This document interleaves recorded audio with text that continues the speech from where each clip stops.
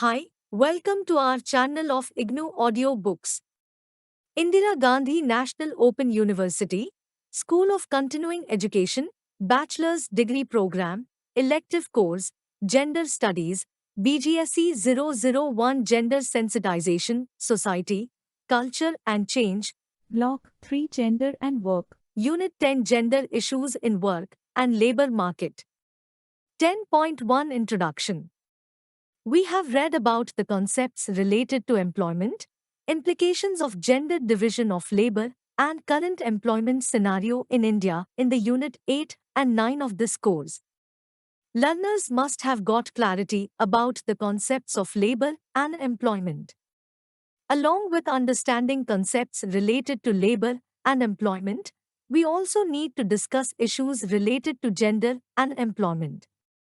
So, we will read about the issues related to gender and employment in this unit, namely under enumeration of women's work, norms of decent work, feminization, marginalization, informalization of women workforce, sexual harassment of women at workplace, glass ceiling and double burden shouldered by women workers.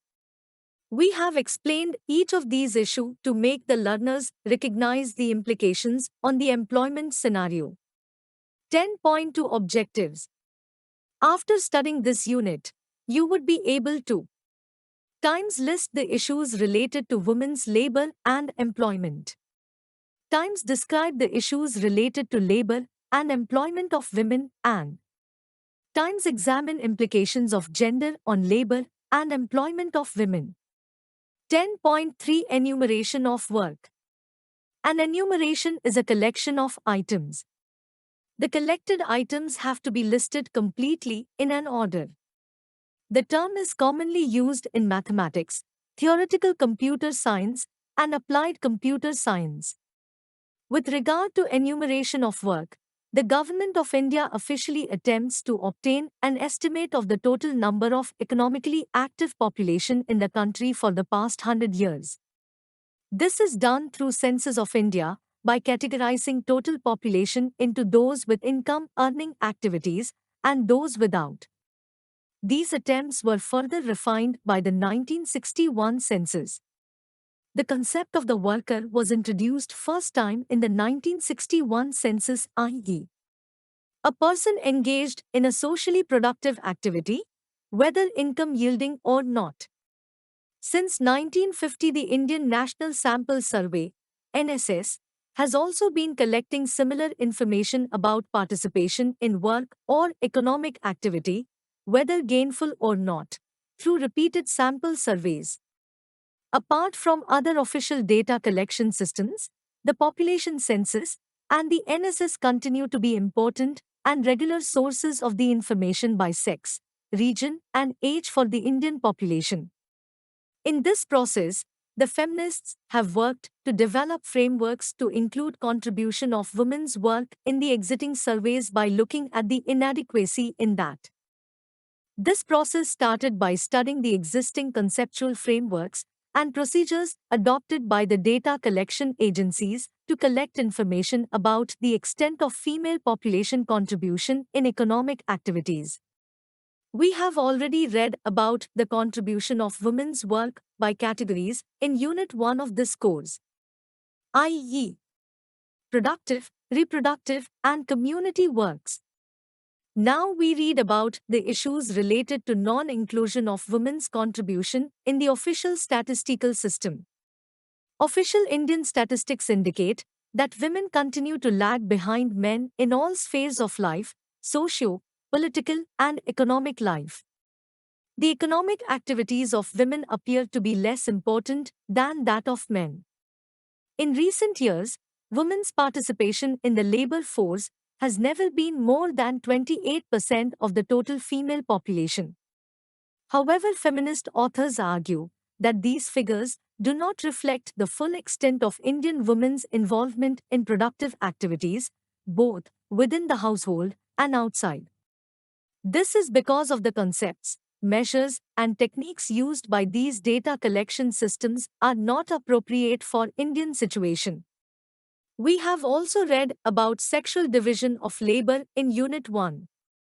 The sexual division of labor place women in unfavorable situation. The existing perceptions in the society due to patriarchy value women's work less. This perception is also reflected in the design of data collection machinery. It fails to reflect the value and contribution of women's work. After studying Indian data collection system, feminists raised questions in various national and international forums to the faults of the Indian data collection systems with regard to women's work repeatedly. Indian data collection system is slightly better than other developing countries' data collection system. Socio-cultural practices restrict women to disclose their participation in productive work done both for household and for society in many developing countries. Efforts were put to restructure the existing data collection system to include women's work in both public and private spaces in all developing countries internationally. 10.4 What constitutes a woman's work? We need to analyze the pattern and conditions of women's and men's work to know the differences. A basic difference observes in the work style practiced by women and men are that, while women predominantly work in indoors, men spend the major time in outdoor work. In other words, women work is essentially restricted in the private sphere of households. Men work outside the household boundary, i.e., public sphere. This is not to say that women do not perform any outdoor work or men do not perform any indoor work within the private sphere of household. But women spend considerable percentage of time in household works and men spend considerable percentage of time in outside activities. The choice of the domain of work for men and women are not based on their free will. It is primarily the result of delegation of responsibilities by traditional norms and cultures. Traditional norms allocate house making or housekeeping work, often termed housework or domestic work, to women in almost all societies. Moreover, all developed countries including India are registered domination of agriculture and household-based production units. In these agriculture and household-based production units, family members work as non-wage employer. These non-wage employment activities are part of the subsistence or non-market production. In these household economic units, work and income are divided between men and women according to some set patterns. While these patterns of divisions of labor between men and women are not identical in all regions within India, there is a general tendency to assign work for women combining with their household tasks. The household tasks are regarded as their primary responsibility for women. Therefore, their productive task tends to be mainly confined to the private, indoor domain of the household. Also, their participation in the household productive activities is likely to be intermittent, casual, and often marginal. This is generally true. But women are required to involve major part of the day in productive work along with or some sacrifice of their regular household tasks, including care of children and the aged during busy agriculture seasons. Let us examine the reasons why women's work is not duly valued and thus remain underenumerated. 10.5 Under enumeration and undervaluation of women's work. We have seen women's involvement in household as well as productive activities in section 10.4. Most of the time, the contribution of women's productive activities are not recognized. It is invisible most of the time. When the statistical enumerator approaches family members to note the contribution of work of each family member, they tend contact male members of the family to take note of the family member's contribution. Due to the non-recognition of women's contribution combined with socialization process, male members value less on women's work. So they fail to inform enumerators on women's contribution.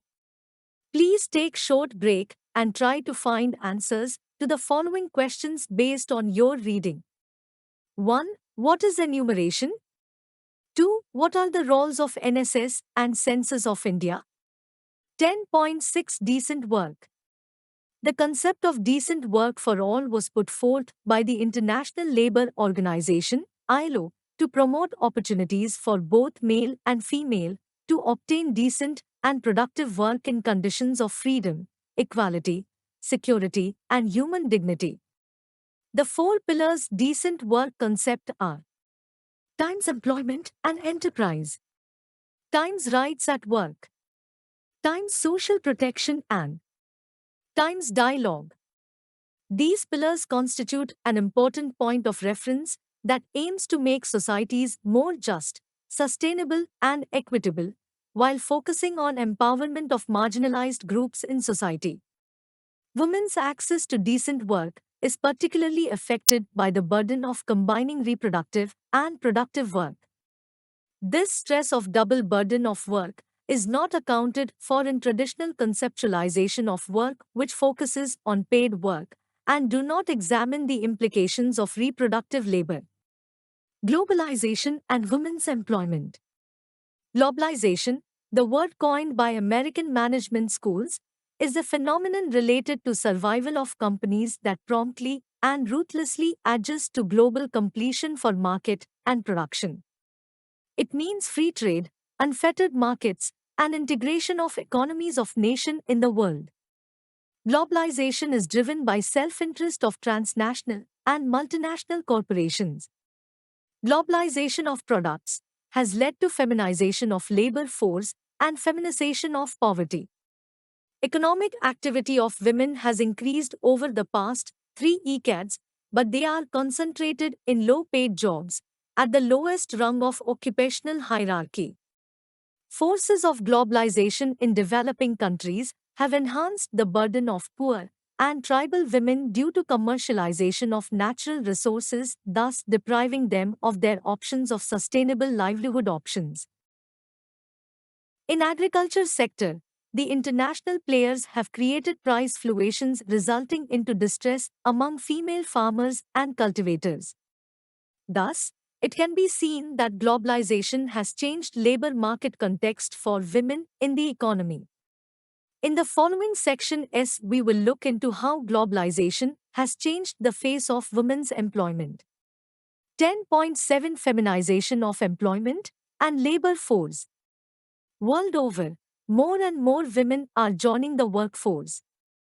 Global employment has given rise to two new developments. First, crowding of employment market by women, and secondly, conditions for employment of women have become precarious and flexible. The United Nations termed these patterns of women's employment as feminization of employment. Most of the women have a patchwork career because of interruptions in employment as a result of childbearing, child elderly care, or unemployment, occasional part-time employment available to them. A lifelong full-time employment with security has become exceptional in a globalized market-driven economy across the world. Transnational companies have created new avenues of employment for women in their domestic units or through subcontracting. Cheap, flexible, and unorganized female employment is regarded as the diving board of the world's economy. Feminization of labor is used to describe in following ways. 1. Increase in female labor participation rate. 2. Fall or stagnation in male labor participation rate. 3. Labor option of employment of women for work in informal part-time contractual home-based work as needed by the employer. Let us now read how women workers are marginalized through informalization of their labor. 10.8 Marginalization and informalization. Women's advantage as workers is because of their lower wages and their inability to oppose poor work conditions. In a globalized market, this ensures the country remains attractive and competitive for foreign investments. Globalization has created new possibilities for exploitation of women workers through low wages, denial of rights to organize, migration to urban centers of production and restricted or poor living conditions for migrant workers. Thus, globalization has led to social and economic marginalization of women workforce. Women are found to be overrepresented in informal sector because of the flexibilities of work involved in such occupations and activities. These are advantages for women also, given their reproductive and caregiving roles in the form of unpaid labor. These societal expectations from the women are exploited by the employers to maximize their profit. Thus, women workers form the backbone of informal economies in countries across the world. 10. 9. Sexual harassment at workplace. Sexual harassment at the workplace is an important issue related to the safety and dignity of women at workplaces. It is an expression of male power over women due to patriarchy. It is often an extension of violence against women in everyday life, targeting and exploiting the vulnerability of women at the workplace. The landmark Vishaka judgment by Supreme Court 1997 defines sexual harassment as any unwelcome sexually determined behavior such as physical contact, a demand or request for sexual favors, sexually colored remarks, showing pornography, and any other unwelcome physical, verbal or non-verbal conduct of a sexual nature. The Supreme Court also noted that the sexual harassment is the violation of basic human rights of women. The judgment also provided guidelines for employers to redress and prevent sexual harassment at workplace. It also provided guidelines for the employers to make a discrimination-free working environment for women. Employees. The judgment said that it was the duty of the employer or other responsible persons in workplaces to provide women with a safe working atmosphere, to prevent sexual harassment as well as provide mechanisms for resolution of complaints through the establishment of complaints committees. The court further directed that every workplace must constitute a committee for receiving and inquiring into complaints of sexual harassment. As per the directives of the court, every such committee should consist of members of whom at least 50% are women. A chairperson of the committee should be a woman.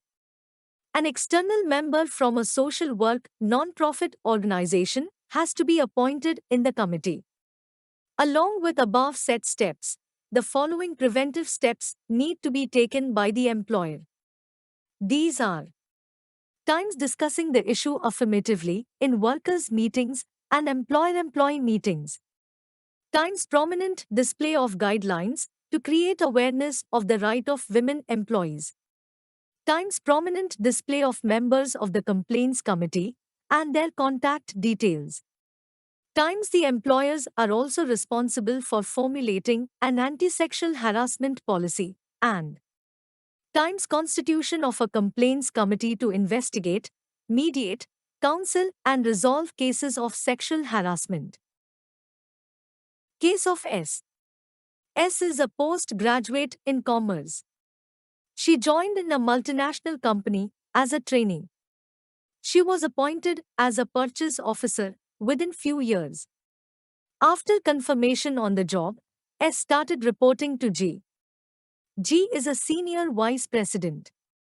Initially, G requested sexual favors from S. Upon her refusal, he demanded sexual favors from S. When S refused to succumb his pressure, she relieved from the position and given much lower position. She needs to do only filing and photocopying work in office. G telephoned S at her residence number late in the night. S registered a police complaint.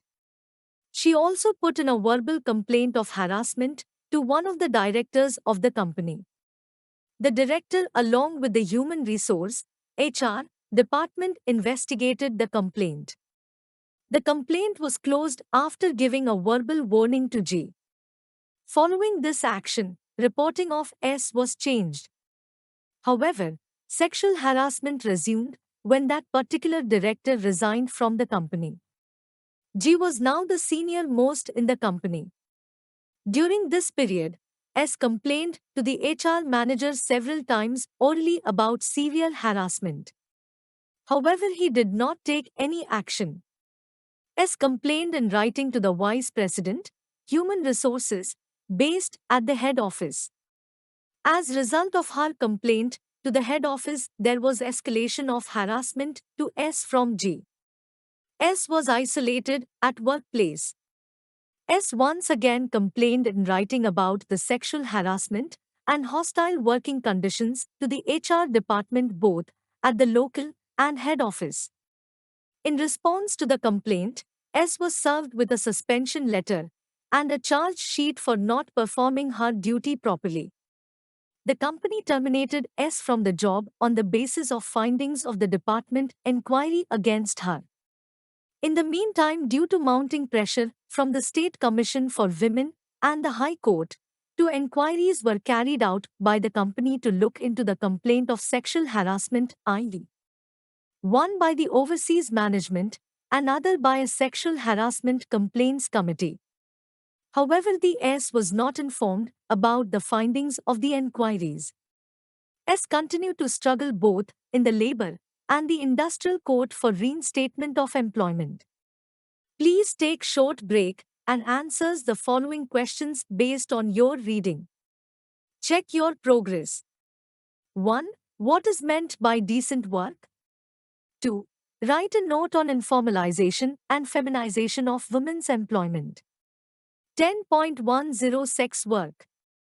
Ministry of Women and Child Development, 2007, reported the presence of 2.8 million sex workers in India, with approximately 35% of them entering the trade before the age of 18. Other sources, such as Human Rights Watch, put the figure at 15 million, with Mumbai alone having more than 1 lakh sex workers. In addition to sex workers in brothels, Devdasi, Jogini and such other traditional systems force girls into prostitution, particularly those from lower castes and classes. http://www. Women Welfare. Org forced percent 22% 20 entertain. HTML. There are three approaches to sex work: legalization, decriminalization, and sex work as a human right. Decriminalization refers to removing the application of criminal law on sex work. Legalization refers to an official recognition of sex work as a form of work, like all others, by the state and issuing licenses and regulating conditions of work. The human rights approach, advanced by sex workers themselves, argues that sex workers are entitled to basic and fundamental human rights as every other woman is, in addition to the right to solicit for sex work. The most contentious debate around sex work is whether women can consent to engage in sex work or whether all sex work is the result of force, coercion, threat, and duress. 10.11 Servicization. The prominence of service sector in women's employment cannot be ignored because of its growing importance in women's employment and their concentration in certain sections of service economy, namely education, health services, and domestic work. Service sector accounts for a large number of occupations and activities ranging from highly skilled and well-paid jobs to unskilled and poorly paid activities. Within this sector community, social and personal services account for the largest chunk of women workers, with an ever-increasing concentration over the years. Though education, and that too primary education, accounts for the largest segment, the number of women engaged in services rendered under domestic work, cleaning, washing, cooking, child elderly care services, shows a phenomenal increase. The sector of paid domestic work has become one of the most important sectors of women's work as unskilled workers in urban areas. The discussion here reflects that women's employment is seen as a natural link to their care work, and such engagements leave ample time with the woman worker to carry out her own domestic responsibilities, namely the unpaid care provided to the family. 10.1 to glass ceiling. Women face two types of obstacles to enter into employment. Due to socialization process and patriarchy, society prefers women to choose traditional occupation. Women have to achieve workplace equality in the chosen occupation. Secondly, women face obstacles to move upward position in the chosen field. This is what is known as the glass ceiling 1. Organizations prefer to hire women in lower position. The occupation of lower position in the organizations by women results less control over their work environment. Due to this, women have less decision-making powers. Organization discriminates women on the basis of sex for promotions. They prefer to keep women in lower wages. They get very less opportunities for promotion and upward mobility. 10.13 Double burden. The entry of women into the labor market has not meant any lessening of domestic chores. Most women are still solely or mostly in charge of housework and child care. In order to fulfill all their responsibilities at the workplace and at home, women end up working longer hours. This phenomenon is called double shift or double burden. Let's read about two more issues affecting women's employment. Migration. Women constitute a growing population of the workers who migrate to urban centers or to other countries where their work is better paid. Most commonly they work as domestic helps, nursing personnel or in leisure industry. There is a close relationship between informalization of employment and migration. Various reasons contribute for migration. We can list the reasons for migration as following.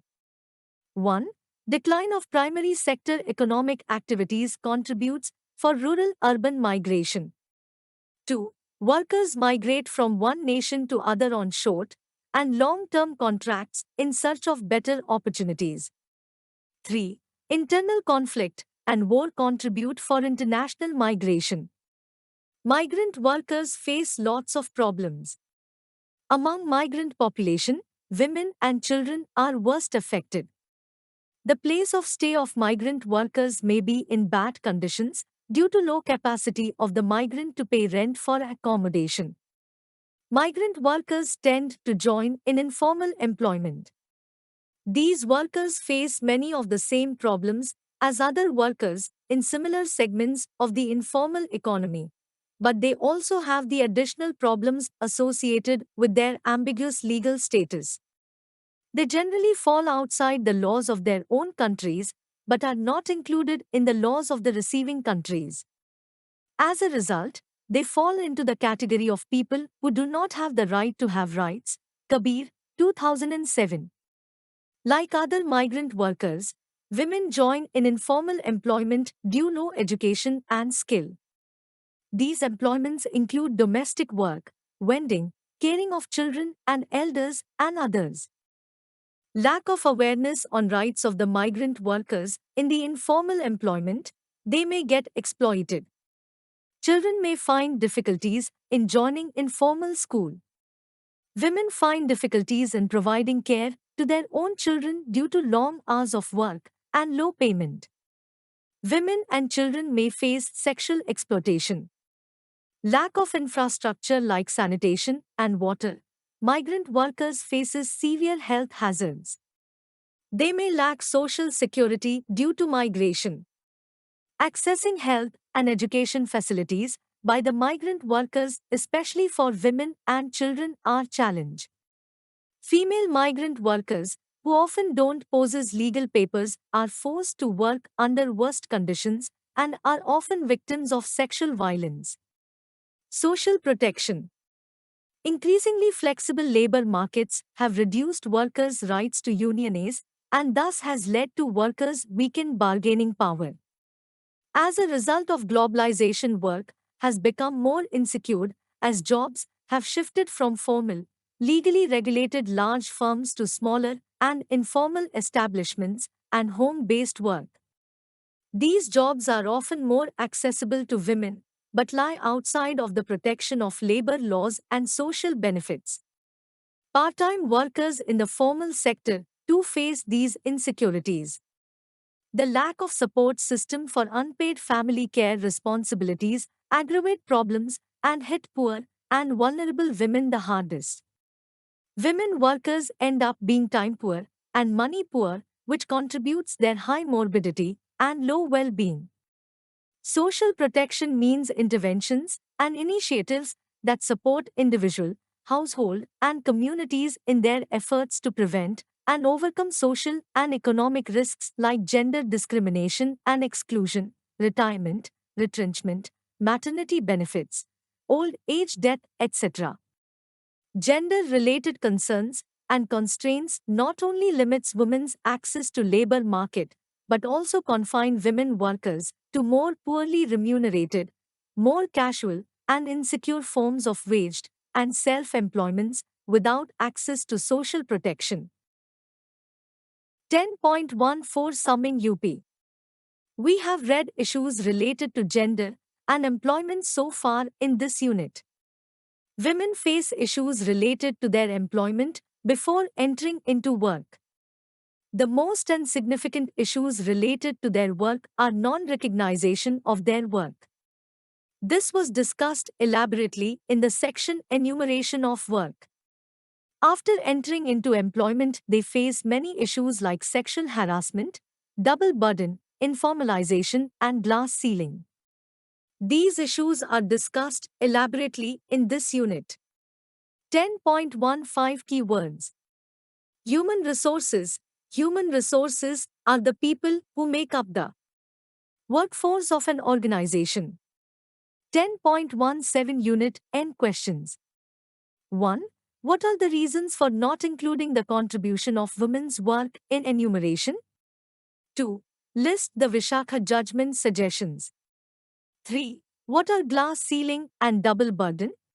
Thank you for watching. We will see you in the next video with the next chapter.